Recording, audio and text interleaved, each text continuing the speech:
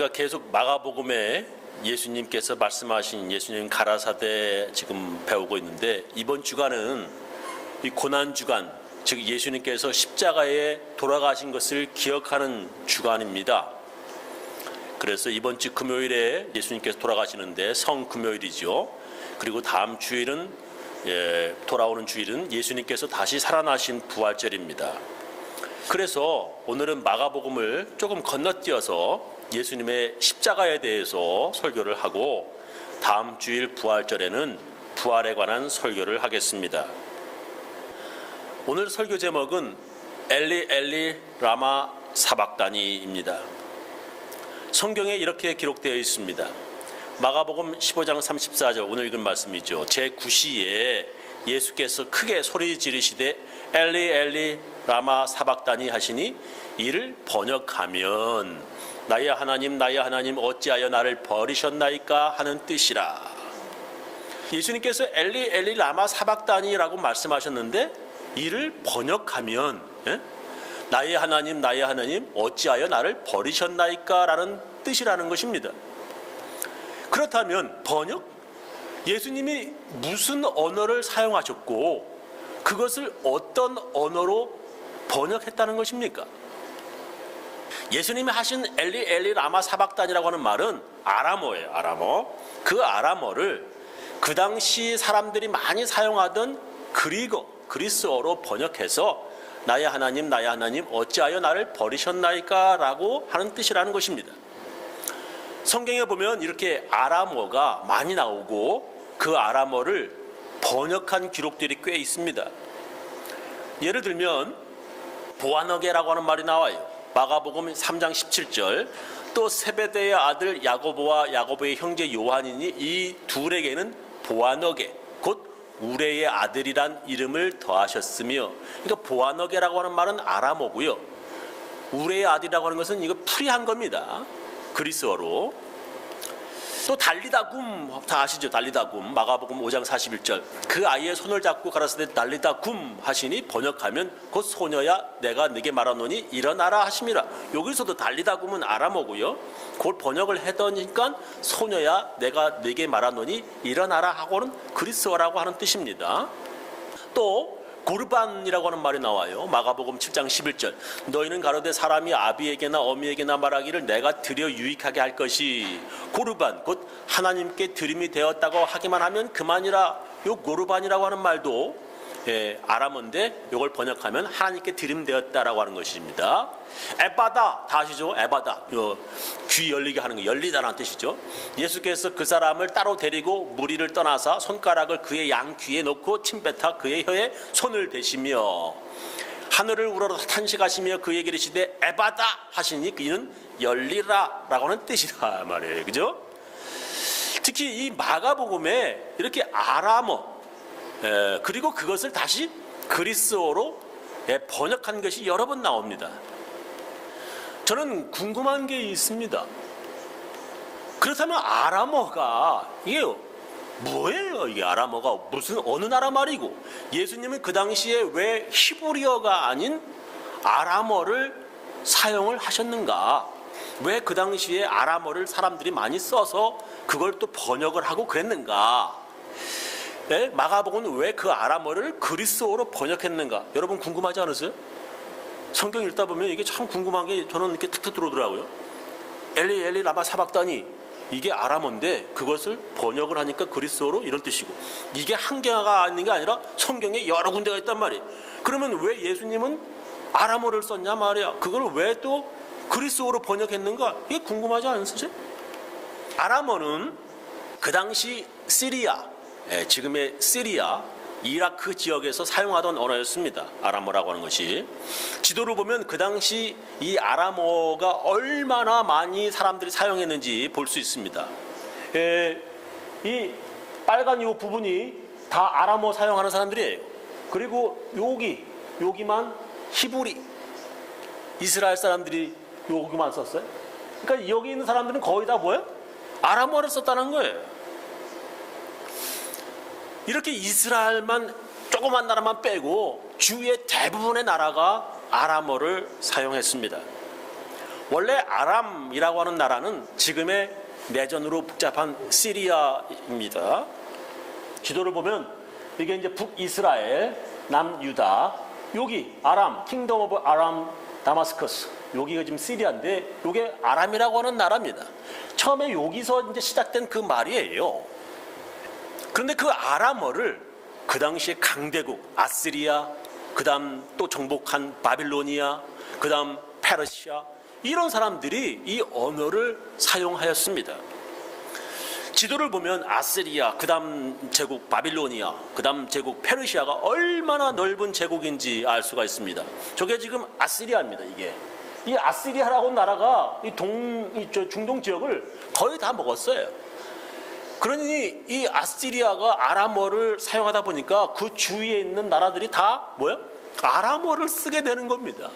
지네 나라가 다 있죠. 각 나라가 언어가 있지만 공용어, 다 같이 쓸 수 있는 이 공용어 퍼블릭 랭귀지는 아람어를 쓴다는 거예요.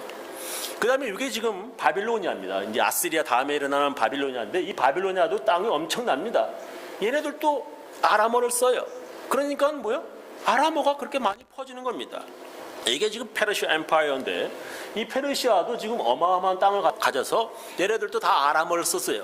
그러니까 이집트도 이집트 언어가 있고 뭐 히브리 이스라엘에도 언어가 있고 그렇지만 이 많은 나라들이 아시리아, 바빌로니아, 페르시아라고 하는 나라의 영토에 합류되면서 공식적인 문서라든지 말을 할 때는 아람어를 쓰게 됐다 이겁니다. 그들이 그 넓은 제국 안에서 말이 서로 다른 사람들 간에 공용어로 아람어를 사용했기 때문에 아람어가 그렇게 널리 알려지게 되었습니다. 특히 이스라엘은 북쪽 이스라엘이죠. 남쪽 유다로 이렇게 나눠지는데 북이스라엘은 아시리아라고 하는 나라에게 망해서 대부분 다 잡혀갑니다. 남쪽 유다는 바빌로니아 나라에게 망해서 바빌론 포로로 끌려갔습니다. 그렇게 70년 넘게 유대인들이 바빌론에 끌려가서 생활하다 보니까 원래 그들이 사용하던 고유 언어 히브리어보다는 그 당시 공용어인 아람어를 많이 사용하게 되었습니다.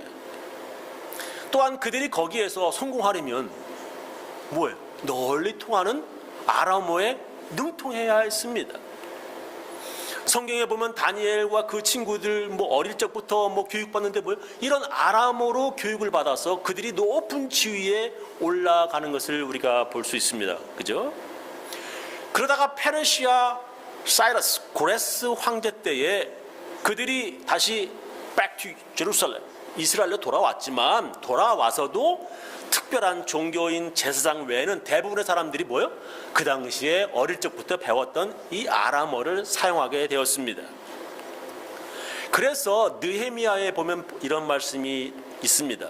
느헤미야 8장 5절에 보면 학사 에스라가 율법 학자지요. 모든 백성 위에 서서 저희 목전에 책을 펴니 율법책입니다. 책을 펼 때에 모든 백성이 하나님 말씀을 들으려고 일어서니라. 에스라가 광대하신 하나님의 여호와를 송축하며 모든 백성의 손을 들고 아멘 아멘 응답하고 몸을 굽히 얼굴을 땅에 대고 여호와께 경배하였느니라. 예수아와 바니와 세레바와 야민과 악굽과 사부대와 호디야와 마세야와 그리다와 아샤라와 요사밧과 하난과 블라야와 레위 사람들이 다 그 처소에 섰는 백성에게 율법을 깨닫게 하는데 하나님의 율법책을 낭독하고 그 뜻을 해석하여 백성으로 그 낭독하는 것을 다 깨닫게 하며 백성이 율법의 말씀을 듣고 다 우는지라. 총독 느헤미야와 제사장 겸 학사 에스라와 백성을 가르치는 레위 사람들이 모든 백성에게 이르기를 오늘은 너희 하나님 여호와의 성일이니 슬퍼하지 말며 울지 말라라고 하는 말씀이 나와요. 이게 뭐냐? 율법학자 에스라가 히브리어로 적힌 율법서를 낭독을 하는데 사람들이 바빌로니아의 포로로 넘게 오랫동안 있어가지고 이 히브리어를 모두 잊어버려서 성경 말씀 읽어주어도 알아듣지를 못했습니다. 그래서 두 언어를 잘 아는 아까 이런 사람들이 에스라가 히브리어 율법서를 낭독하면 사람들에게 그 히브리어를 아람어로 해석해 주니까 그제서야 모두 알아듣고 하면서 하나님 말씀 듣고 울었다는 것입니다. 이렇게 그들이 바벨론에서 돌아와서도 아람어를 많이 사용하게 되었고, 거기서 막 아람어만 썼으니까 아람어를 많이 사용하게 되었고, 시간이 지나 예수님 당시에도 그렇게 사람들이 아람어를 많이 사용한 것입니다. 한국이 예를 들면, 그죠? 한국이 일본 식민지였다가 독립되었는데도 아직도 일본말, 닭광, 이빠이, 벤또, 담아내기, 다대기, 노가다, 찌라시, 곤조, 오야붕, 오뎅, 와리바시, 시아시, 겐세이, 구라. 예? 구라는 이게 거짓말이라는 뜻입니다. 일본 말들이 한국인 생활 속에 많이 남아있던 것 같이, 그 바빌로니아 포로에서 70년 있다가 다시 돌아왔는데도 그렇게 아람어를 쓰는 사람들이 유대인들 중에 많았다는 얘기예요. 그렇게 예수님 당시에도 아람어가 많이 사용되었고, 지금 그 성경을 읽는 교회 사람들은 지금은 뭐예요? 아람어보다는 그리스어로 번역해 줘야 알아들었다는 것입니다. 예전에는 아람 사람들 많이 있어가지고 아람 말로 했지만, 지금 교회에는 그리거로 번역을 해줘야 알아들었다는 거예요. 그리스는 다들 아시겠지만 알렉산더 대왕이 페르시아를 정복하고 그리스에서 인도 서쪽까지 넓은 영토를 차지한 그런 왕이죠, 그죠? 뭐 지도 보면 이렇게 그리스 제국이 이렇게 넓은 제국입니다, 그죠? 이 그리스에서부터 인도 서쪽까지 어마어마한 땅을 가지고 있어요, 이 그리스 제국이. 그래서 거기서는 뭐예요? 그리스어가 아람어만큼 원래 통용되는 퍼블릭 언어가 되겠다 이 말이에요. 퍼블릭 랭귀지가 됐다는 거예요. 그렇게 넓은 지역에서 여러 다른 언어를 가진 나라 사람들이 그리스어를 공용어로 사용하게 되었습니다. 그러니까 지금으로 따지면 나라와 언어가 각각 다른데 유엔에서 영어를, 그죠? 공용어로 사용하는 것과 같습니다, 그죠? 유엔에서 영어로 다 쓰죠, 사람들이. 만약에 이게 독일말이었다면 우리도 독일말 열심히 배웠어야 될 거예요. 이렇게 초대교회가 시작되어지고 바울이 선교여행을 해서 여러 지역의 교회를 개척하던 그때에는 그리스어를 공용어로 사용하고 있었습니다. 대부분의 여러 다른 언어를 사용하던 사람들이 서로 소통하려면, 그죠? 여러 나라 사람들이 서로 소통하려면 하나의 공용어, 즉 그리스어를 사용하고 있었던 시기였습니다. 그래서 예수님 당시에 아람어가 사용되었고, 지금 마가복음이 기록될 때는 그리스어를 많이 사용하고 있다 하는 것을 우리가 성경책에서 이렇게 볼 수 있습니다. 그 말은 또한 이 마가복음에 그런 말이 많이 나온단 말이에요. 아람어를 번역하는 말이. 마가복음을 주로 읽던 사람들이 그리스어를 말하는 이방인들, 크리스찬들이 많았다. 그러니까 이 마가복음서는 이방인 크리스찬들이 많이 읽던 성경책이라 하는 것을 알 수가 있습니다. 우리는 예수님이 사용하신 말씀 엘리 엘리 라마 사박다니는 아람어고, 왜 아람어를 예수님께서 사용하셨는지 배웠죠. 그리고 아람어를 왜 또 그리스어로 번역했는지 지금 알아보았습니다. 저는 또 하나 궁금한 것이 있습니다. 왜 예수님께서 엘리 엘리 라마 사박다니, 나의 하나님 어찌하여 저를 버리셨나이까 라고 하는 말씀을 하신 것인가, 이게 좀 궁금합니다. 나의 하나님 어찌하여 나를 버리셨나이까, 이 말을 잘못 해석하면 예수님이 하나님을 원망하시는 것처럼 이게 들립니다, 그죠? 하나님 어찌하여 나를 버리셨나이까, 이게 하나님을 원망하는 말씀인가? 아니면 예수님은 하나님의 이 놀라운 구원의 계획, 십자가에 못 박히셔가지고 한 이 구원의 계획을 전혀 몰랐던 것처럼 이게 오해하게 될 수 있습니다. 이거 어떻게 해석을 해야 합니까? 첫 번째로 예수님은 참 인간이셨다고 하는 것을 성경에서 말씀하시고 있어요. 그 당시 초대교회가 시작되던 당시에 이단들이 막 생겨났어요. 근데 그들 중에 큰 세력을 가진 집단이 영지주의라고 하는 집단이 생겨났습니다. 이게 이단이에요, 그 당시에. 이 영지주의자들이 주장하는 것은 가연설, 도케티즘이라고 하는데 그리스어로 보이다라고 하는 말에서 온 것입니다. 이 예수님은 하나님이시기에 인간으로서의 몸, 이 육체라고 하는 것은 그저 환상, 그냥 몸으로 보여지는 것뿐이지 진짜 몸 가지신 것이 아니라라고 하는 것을 영지주자들이, 이단들이 그 당시에 그렇게 주장을 했습니다. 우리의 몸이라고 하는 게 뭐야? 먹어야 되고 자야 하고 먹었으면 또 배출해야 되고 씻지 않으면 냄새나고 또 본능의 욕구라고 하는 게 이게 이 육체라고 하는 게 말이죠. 어떻게 하나님의 아들이 그런 더러운 육체를 가질 수 있는가? 이 사람들이 이걸 이제 주장을 하는 겁니다. 영지주자들이 주장하기를 예수님은 하나님의 아들이자 하나님이시기에 우리와 같은 그런 사람의 육체가 아니라 육체처럼 보일 뿐이라고 하는 주장을 했습니다. 그래서 예수님은 부활로서 이제 확실하게 신의 모습을 드러내셨고, 그러잖아요. 예수님이 갑자기 다 문 닫아 있는데 갑자기 확 나타나신단 말이에요. 그렇게 신의 모습으로 귀신처럼 드러내셨고, 그렇게 또 하늘로 올라가셨다라고 주장을 합니다. 그런 이단들의 주장에 성경은 단호하게 NO! 아니라고 말씀하십니다. 성경은 예수님은 배고파 시작하셨고 목마르셔서 사람들에게 물 달라 하셨고, 여인이요 사마리아 여인에게 우물가에서 물 달라 하셨잖아요. 땀을 흘리시고 눈물을 흘리셨다. 즉 예수님은 참 인간이셨음을 성경은 막 강조합니다. 성경은 예수님이 사람들과 함께 앉아 포도주를 드시고 음식을 즐기셨다라고 강조합니다. 예를 들면 누가복음 7장 33절 보면 세례 요한이 와서 떡도 먹지 아니하며 포도주도 마시지 아니하며 너의 말이, 세례 요한은 귀신 들렸다 하더니 인자는 와서, 예수님 와서 먹고 마시며 너의 말이 보라 먹기를 탐하고 포도주를 즐기는 사람이요 세리와 죄인의 친구로다. 사람들이 그렇게 한단 말이에요. 유대인들이 예수님을 글러튼, 음식을 탐하는 자, 나쁜 말로 하면 먹보, 식충이 뭐 이런 겁니다. 그리고 드렁커들은 술꾼, 술주정꾼으로 모을 정도로 예수님은 먹고 마시는 것을 좋아하셨다라고 성경은 기록하고 있습니다. 만약에 예수님이 인간의 육체를 가지신 분이 아니라면 예수님이 보여주시는 모든 것이 귀신의 장난이고요. 특히 십자가 위에서 고통받으신 것은 모두를 속이는 완벽한 연기가 되는 것입니다. 그렇지 않겠습니까?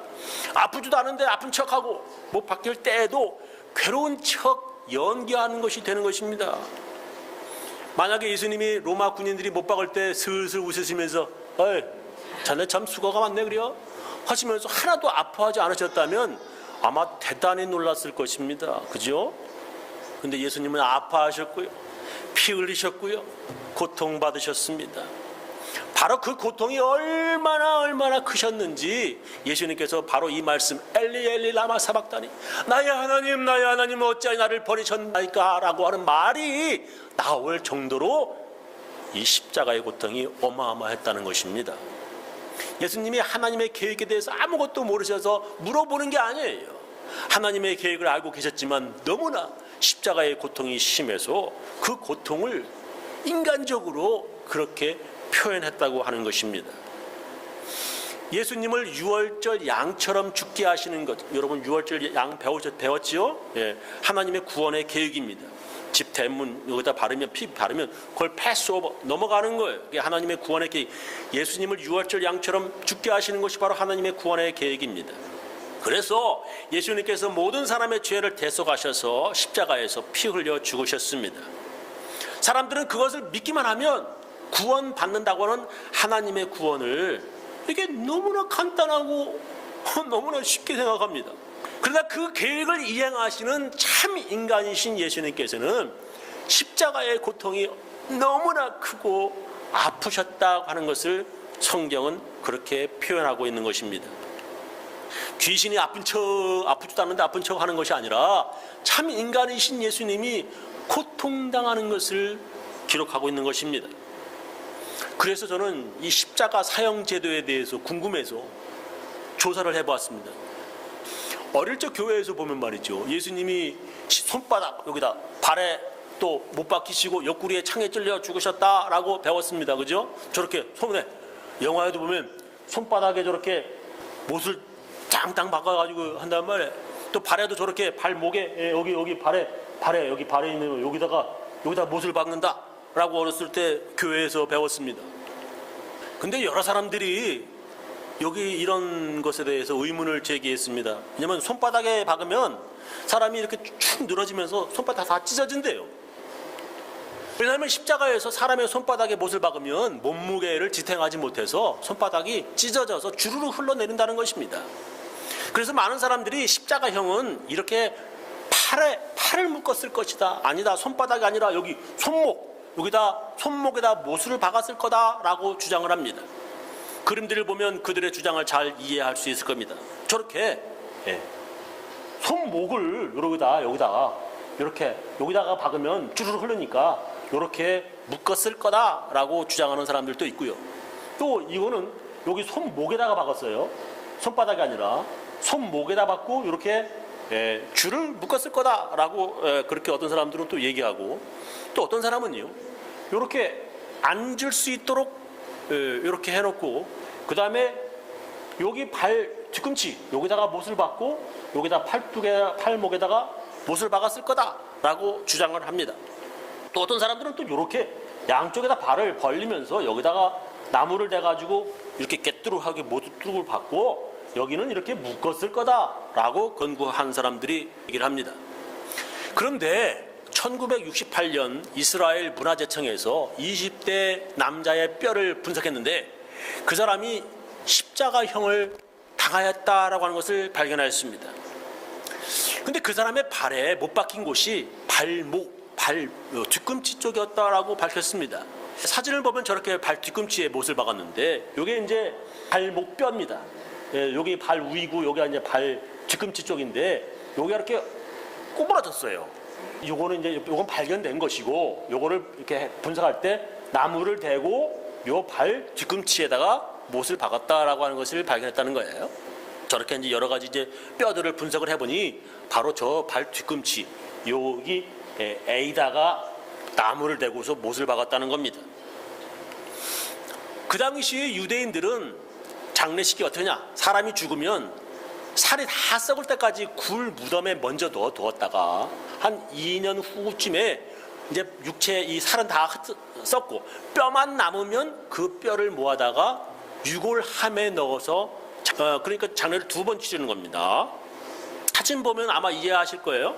이게 이제 굴이에요. 입구에 들어가면은 시체를 여기다 놓고 각 굴 속에다가 사람들을 넣어서 시체가 다 썩으면 그거를 뼈들을 모아다가 저렇게 유골함에다가 넣는 겁니다. 저게 2번째 장례식이에요. 그래서 저 크기가 그렇게 크지는 않아요. 그 죽은 청년의 뼈만 유골함에 넣으려 할 때 분명 사람들이 그 발뼈에 박힌 못을 빼려고 했을 거랍니다. 근데 그 나무가 잘 썩지 않는 옹이, 여러분들 그 옹이 뭔지 아요? 요런 옹이 여기다가 못을 박아가지고 이게 빼지질 않는 거예요. 그 못의 끝이 또 이렇게 구부러져가지고 이게 빼기 힘들었다는 것입니다. 저렇게 구부러져가지고 저기요, 이렇게 끝에가 이렇게 구부러져가지고 옹이도 썩지 않고, 그래서 사람들이 그래서 무리해서 못을 빼다가는 뼈가 부러질 수 있어서 그냥 못을 빼지 않고 그냥 유골함에다가 그렇게 못까지 다 넣었을 것이라 분석합니다. 만약에 그 나무가 옹이가 아니라 잘 썩는 나무거나 그 못이 끝이 구부러지지 아니해서 쉽게 뺄 수 있었다면 그 당시 십자가형이 발 어디에다 못을 박았는지 모를 뻔했답니다. 그래서 사람들이 이제 아는 거예요. 그리고 여러 유골들을 분석하면서 이 손목뼈에 날카로운 흠집이 있는 것을 발견하면서 팔목 2개의 뼈 사이로 못을 박았거나 또한 못을 사용하지 않고 밧줄로 손목을 묶었을 가능성이 있다라고 밝혔습니다. 저기다가 못을 박았거나 아니면 거기를 묶었다라고 이제 연구하는 사람들이 그래요. 그래서 그 당시 십자가형을 그림으로 보면 이렇게 사용시켰다라고 추측할 수 있답니다. 저렇게. 그래서 여기다 엉덩이 살짝 걸치고 요 발 뒤꿈치다 박고 여기다가 팔뚝에다가 못을 박았을 거라. 저렇게 아주 엉덩이 살짝 거치면서 아주 불편하게 저렇게 사람을 죽였을 거다라고 분석을 해요. 그래서 영화에도 보면은 이렇게 여기다가 팔목에다가 나무 대고 여기 엉덩이 걸치고 여기다가 이제 뒤꿈치에다가 이렇게 이 사람들은 역사적인 고증을 좀 해서 영화를 만든 겁니다. 근데 이런 십자가 사형은 그 당시에 너무나 처참하고 너무나 고통스러워서 로마 시민권자들은 하지 못하게 했습니다. 그래서 노예들 중에서 반란을 일으켰거나 노예가 주인을 죽인 노예들을 사형시킬 때 이런 방법 십자가형을 사용했습니다. 그리고 다른 식민지에서 로마의 반란을 일으킨 사람들을 사형시키는데 썼습니다. 그래서 반란 일으키면 다들 십자가형 당하는 거야 하고 본보기로 보여주는 형태였습니다. 그래서 로마 시민권자인 바울은 십자가형을 당하지 않고 목이 잘려 죽었고요. 베드로는 십자가인데 자기는 거꾸로 죽겠다 해가지고 묶어 죽었다고 성경은 역사는 전해집니다. 십자가형이 얼마나 너무나 고통스럽게 죽이는 사형 방법이라서 이 전시 효과를 노리는 사람들에게 보이기 위한 그런 사형 방법이었습니다. 그러니까 사람들에게 공포를 심어주면서 오랫동안 기억나게 하는 사형 방법이었습니다.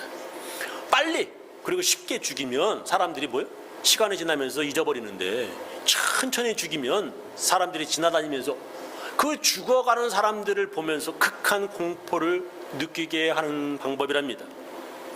그래서 사람들이 많이 다니는 곳에다가 이런 십자가형을 세워놓고 다른 사람들이 풀어내리지 못하도록 군인들이 그 십자가 밑에서 계속 죽을 때까지 지켰습니다. 특히 로마의 반란을 일으키다 잡히면 저렇게 여러 날들을 십자가에 묶여서 낮에는 거기 사막 지역이니까 얼마나 뜨거워요. 목이 마르고 밤에는 옷도 없어가지고 이 밤에는 사막은 춥습니다. 빨가벗겨져서 추위에 떨다가 말라 죽다가 목마르다가 추워 죽다가 처참하게 죽는다는 것을 사람들에게 보여준다 하는 것입니다. 그러다가 까마귀에게 눈이 먹히게 되고 천천히 말라 죽는 것을 보면서 사람들에게 공포를 주는 전시 효과를 노리는 사형 방법이었습니다. 십자가에 묶인 사람들이 처음에는 막 소리도 지르고 욕도 하며 저주를 하다가 나중엔 3, 4일 후에는 힘도 빠지고 목도 마르고 해서 잠잠해지면 죽었는가 알아보기 위해서 창을 찔렀습니다. 그리고 안식일이나 금요일날 저녁이죠. 6월절에 이 나무에 사람이 매달리는 것이 율법에 어긋나서 빨리 죽게 해야 되겠다라고 할 때는 몸을 지탱하고 있는 발, 특히 정강이 뼈를 몽둥이로 때려서 부러뜨려 가지고 빨리 죽게 했습니다. 그래서 성경에 보면은 예수님은 빨리 죽으셔가지고 정강이 뼈가 안 부러졌지만 그 양쪽에 있는 강도 둘은 정강이 뼈를 부러뜨렸죠. 그러면 사람은 이렇게 몸을 지탱하는 발에 힘이 없어지고 축 늘어지면서 이 갈비뼈가 심장을 짓눌러서 호흡을 못해 질식사한다고 전문가들은 말합니다. 그렇게 빨리 죽일 이유가 없으면 죽을 때까지 매달아 놓는데 죽을 때까지 너무나 고통스러워서 500번 넘게 기절했다가 깨어나기를 반복한다고 전문가들은 말합니다. 그래서 십자가에서 오래 고생하는 것보다 십자가에서 빨리 죽기를 바라는 마음으로 이 사형수 가족들은 사형 집행자들에게 돈을 집어준다고 합니다. 그러면 사형 집행자들은 십자가에 매달기 전에 날카로운 쇠하고 뼈 조각이 붙어있는 채찍, 이 채찍에 쇠와 뼈 조각이 붙어있는데 많이 때려서 그 사형자가 피를 많이 흘리고 살이 너덜너덜해서 십자가에 매달면 빨리 죽게 해 주었답니다. 그래서 빨리 죽게 해 주시오. 그러면 돈을 주면 그렇게 많이 채찍질을 한다는 거예요. 저렇게 살이 막 너덜너덜해진대요. 오래전에 옛날 한국에서도 그죠? 옛날 고려시대, 조선시대 때도 사형 집행자 망나니들에게 돈을 집어주거나 술 사주면 좋은 칼로, 잘 되는 칼로 빨리 그리고 단번에 목을 잘라 쉽게 사형을 망나니들이 끝나게 해 주었습니다. 그렇지 않으면 잘 들리지도 않는 칼을 들고서 말이죠. 이 칠까 말까 춤을 추면서 한참 시간을 끌면서 사형자를 아주 놀리고 공포를 주면서 그렇게 무섭게 해서 사형수의 목이 이렇게 움츠러들면 여러 번 칼을 내리쳐서 시체가 많이 망가졌다라고 하는 옛날에 한국의 그런 기록도 있습니다. 이 예수님의 십자가형은 죽기까지 시간이 오래 걸리는 사형 방법이었습니다. 그러나 예수님은 성경 보면 다른 사람들보다 일찍 돌아가셨습니다. 제3시 오전 9시에 십자가의 못을 박히셨고 오후 3시에 돌아가셨다라고 성경은 기록합니다. 그 당시에 유대인들은 시간을 이렇게 나누었습니다. 저렇게 나누었어요. 그래서 3, 6, 9 이렇게 3, 6, 9. 성경의 3시가 9시예요. 6은 정오입니다. 때가 제3시가 되어 십자가에 못 박으니라 라고 하는 말씀이 나오죠. 마가복음에. 그래서 이게 오전 9시에 못을 박히셨다. 제6시 정오지요. 온 땅이 어둠에 임하여 제9시까지 계속하더니 제9시에 예수께서 크게 소리 지르시되 엘리 엘리 라마 사박다니 오후 3시에 저렇게 예수님께서 그렇게 말씀하셨다라고 하는 그런 말씀이 나오는 것입니다. 곁에 섰던 자 중 어떤 이들이 듣고 가로되 보라 엘리야를 부른다 하고, 이 사람은 아람어를 잘 모르는 사람이겠죠, 그죠? 한 사람이 달려가서 해흉에 신 포도주를 머금게 하여 갈대에 꿰어 마시고 가는데 가만두어라 엘리야가 와서 저를 내려주나. 사람들이 막 이렇게 농담하고 장난치는 겁니다. 예수께서 큰 소리를 지르시고 오후 3시에 운명하시다라고 나옵니다.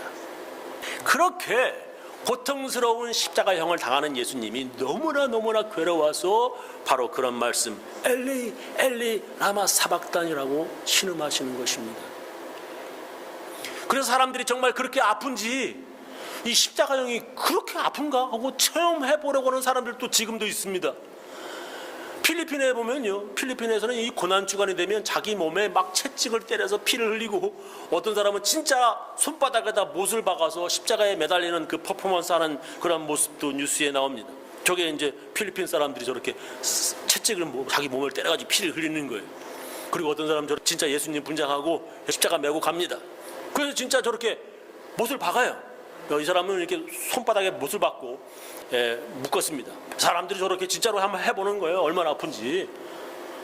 보기만 해도 끔찍하고 그 사람들도 얼마나 아프겠어요. 아프고 괴롭습니다.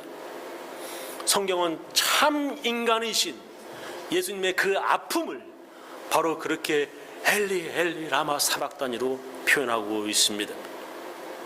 예수님은 귀신이고 유령으로 단지 그냥 아픈 척 연기하시는 것이 아니라 진정한 인간이셔서 아파하시고 괴로워하셨다는 것을 성경은 말씀하시고 있습니다. 두 번째, 왜 예수님께서 엘리 엘리 라마 사박다니 하셨냐? 예수님은 하나님의 아들이셨다라고 하는 겁니다. 예수님은 하나님의 아들이셨다. 예수님은 참 인간이셨지만 또한 하나님의 아들이셨다라고 하는 것을 성경은 말씀하시고 있습니다. 모든 사람들이 하나님께 죄를 지은 인간에게 그 죄값을 누군가가 치러야 했습니다. 이 세상에서 사람들이 사람들에게 죄를 지으면, 사람이 사람에게 죄를 지으면 반드시 그 죄값을 치루어야 자유로워집니다. 벌금 물거나 감옥에 가는 것으로 그 죄값을 치릅니다. 그죠? 나 죄값 다 치렀어. 감옥에 나오면서 할 수가 있지요. 그 죄값을 치르지 않으면 그 사람은 그 죄에서 자유하지 못합니다. 사람들의 가벼운 죄의 값은 벌금으로 치르지만 죄가 중하면 감옥에, 그보다 더 중하면 사형을 당하는 것입니다. 그런데 사람들이 하나님께 죄를 지으면 그 죄값은 죽음이다. 하나님께 죄를 지으면 그 죄값은 죽음이야 라고 성경은 말씀하시지요. 하나님께서 그 죄값을 자기 대신 죽음으로 양이나 염소 서로 대신 치르게 해 주셨습니다. 사람들은 자기 대신 아무 죄도 없는 양들이 매 하면서 신음에 괴로워하며 죽는 모습을 보면서 죄를 짓는 것이 얼마나 무서운 것인지 그 양의 죽는 신음과 피를 보면서 무서움을, 그 죄의 무서움을 깨닫게 되는 것입니다. 소리를 지르며 죽어가는 양, 발버둥 치면서 피를 흘리는 염소, 그리고 괴로워하는 짐승들을 보면서 다시는 하나님께 죄를 짓지 않겠다고 다짐하고 또 다짐합니다. 근데 이게 사람들이, 인간들이 얼마나 참 악한지 말이야. 또 죄 짓고 또 짐승을 대신 죽게 하고 또 죄 짓고 계속 반복하면서 이 죄에 둔감해져요. 그리고 오히려 죄를 숨겨서 말이죠, 나 죄 안 졌어 하면서 위선적이게 됩니다. 죄 짓는 것도 이제 별일이 아니에요. 이젠 속죄의 양 바치는 것도 쉽고 간단해. 그런데 불편해. 양 죽여야 되고 양 끌고 와야 되고, 그러니까 불편한 일이 되어버렸습니다. 그리고는 자기 양 중에서 병 들어가지고 털 다 빠진 것, 눈 하나 멀은 것들, 팔아도 돈도 안 되는 그러한 것들을 죽여가지고 자기 죄를 대신한다 하고 하나님께 더 큰 죄를 사람들이 지었습니다. 하나님께서 그런 사람들을 보면서 얼마나 화가 나셨는지 그런 율법들 잘 알고 지킨다고 하는 바리새인들을 그렇게 미워하셨습니다. 차라리 모르는 게 나았단 말이야. 그런 율법 모르는 이방인들이 하나님 보시기에 더 나으셨습니다. 그래서 하나님께서는 그런 짐승들을 대신할 하나님의 아들 예수님을 모든 죄인들, 아직 태어나지도 않은 사람들이 지은 죄까지도 대신할 새로운 약속, 신약 뉴 테스트먼트를 하셨습니다. 얼마나 하나님께서 그 꼴이 싫으셨으면 새로운 약속 하시겠어요. 바로 그 구원이 바로 하나님의 아들 예수님이 십자가에서 우리를 대신해서 죽으시는 것입니다. 에베소서 1장 7절 보면 나오죠. 우리가 그리스도 안에서 그의 은혜의 풍성함을 따라 그의 피로 말미암아 구속 곧 죄 사함을 받았으니 라고 말씀하시죠. 베드로전서 1장 18절 너희가 알거니와 너희 조상의 유전한 망령된 행실에서 구속된 것은 은이나 금같이 없어질 것으로 한 것이 아니요 오직 흠없고 점없는 어린 양 같은 그리스도의 보배로운 피로 한 것이니라. 예수님의 십자가 죽음으로 구속 즉 사함 받았다고 믿는 사람들이 바리새인들이 했던 것처럼 지은 죄에 대해서 이제는 너무 무감각했죠. 너무나 쉽고 간단하기에 예수님이 우리를 대신해 피 흘리셨다? 예수님이 우리를 대신해서 피 흘리셨다? 너무 쉽게 생각한단 말입니다. 아프고 피 흘리고 괴로운 십자가가 아니라 하나님의 아들 예수님과 귀신처럼 유령처럼 너무나 쉽고 간단하게 십자가에서 우리의 죄를 모두 다 해결하신 것처럼 너무나 쉽게 생각한단 말입니다. 예수님의 십자가의 피를 당뇨 즉 피를 한 방울 알아보는 것처럼 나오도록 찔러보는 것처럼 예수님의 피를 그렇게 쉽게 생각들 합니다. 우리의 죄가 얼마나 크고 무섭고 악한 것인지 예수님의 십자가의 신음으로 우리들에게 말씀하시고 있습니다. 우리의 죄로 인하여 하나님의 아들 예수님이 얼마나 아프게 십자가에 죽으셨는지 그렇게 엘리 엘리 라마 사박단이라고 표현하시고 있습니다. 그리고 우리가 생각하는 아주 간단하고 아주 쉬운 방법으로 하나님께서 우리의 죄를 용서해 주셨구나 하는 것이 아니라는 것을 예수님의 그 아픈 신음으로 다시 한번 말씀하시고 있는 것입니다. 하나님께서 하나님의 아들 예수님의 신음소리를 들을 때 그 앞에서 예수님의 비참하게 죽으시는 것을 낄낄거리면서 말이죠, 비웃는 자들에게 하나님께서 칼을 갈고 계시는 것입니다. 자기는 죽을지언정 절대 예수님을 떠나지 않겠다고 장담하던 제자들, 특히 베드로는 도망가가지고 문 걸어 잠그고 숨어버렸습니다. 예수님이 무거운 십자가를 지고 가실 때 너무 힘들어 쓰러지시는 곳마다 지금도 사람들이 금요일이면 그곳 그 거리를 행진하면서 기념하고 있습니다. 그것을 바로 비아 돌로사라고 부릅니다. 저도 그곳에 갔었습니다. 사람들이 저렇게 십자가를 짊어지고 비아 돌로사, 예수님이 십자가 넘어지시는 곳, 그런 곳을 걸어갑니다. 여기가 저희 집사람이 여기가 접니다. 예수님의 손바닥 너무나 힘드셔서 짚었던 그 손바닥 거기를 찍어놓은 고개. 많은 사람들이 예수님께서 피와 땀을 흘리시면서 십자가 지고 걸으셨던 그 길 비아 돌로사, 그러다가 넘으시며 지쳐가지고 넘어지시며 쓰러지신 길을 지금도 찾아봅니다. 함께 다니시던 제자들 모두 도망가고, 장로 도망가고, 권사 도망가고, 목사 도망가고, 구경하던 구레네 사람이 재수없는 시몬이라고 하는 사람이 재수없게 로마군에게 걸려서 예수님의 십자가를 대신 짊어지고 가게 되었습니다. 성경은 그 사람을 이렇게 기록하고 있습니다. 마침 알렉산더와 루포의 아비, 이 알렉산더하고 루포가 그 아들이에요. 구레네 사람 시몬이 시골로서 와서 지나가는데 저희가 그를 억지로 같이 가게 하여 예수의 십자가를 지우고, 오늘 읽은 말씀이지요. 루포의 아버지 구레네 사람 시몬이라고 기록되어 있습니다. 구레네는 지금의 리비아에 있습니다. 바로 이 리비아, 이 구레네, 여기에 출신이라는 거예요. 루포의 아버지 시몬이 말이죠. 그 사람이 속으로 얼마나 아이고 내가 재수 없는지 한탄하였을 것인가 저는 짐작이 됩니다. 그 사람이 예수님 대신 그 무거운 십자가를 짊어지고 가면서 얼마나 예수님이 미웠을지 짐작이 됩니다. 그러나 그 당시에 그 사람은 예수님이 자기의 죄를 대신해서 십자가에 못 박혀 죽으신다는 것을 몰랐을 것입니다. 그리고 자기가 예수님 대신해서 그 무거운 십자가 대신 짊어졌다고 교회 나가서 자랑도 하였을 것입니다. 내가 말이지 예수님 십자가 짊어진 사람이야.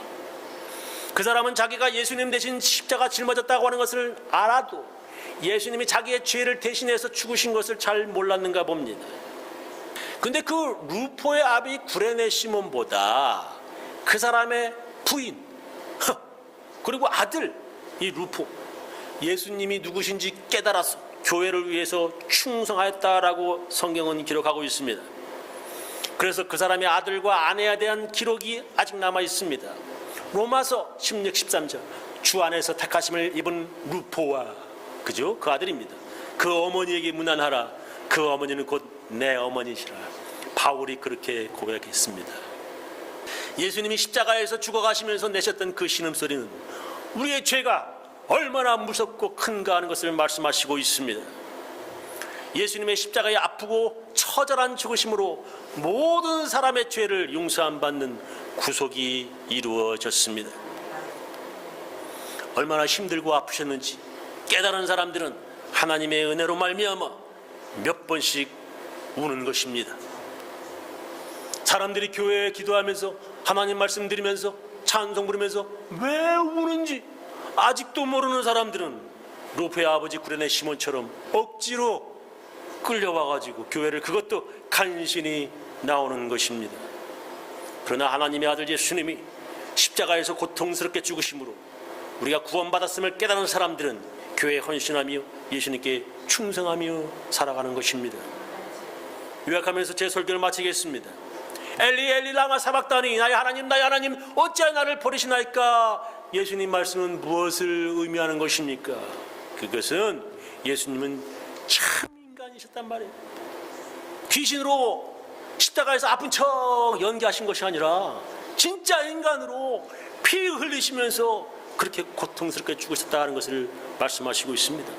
그 아프고 고통의 신음이 바로 그 소리, 그 말씀이셨습니다. 두 번째, 예수님은 하나님의 아들이셨다라고 성경은 말씀하시는 거예요. 예수님은 우리의 죄를 대속하신 하나님의 아들이십니다.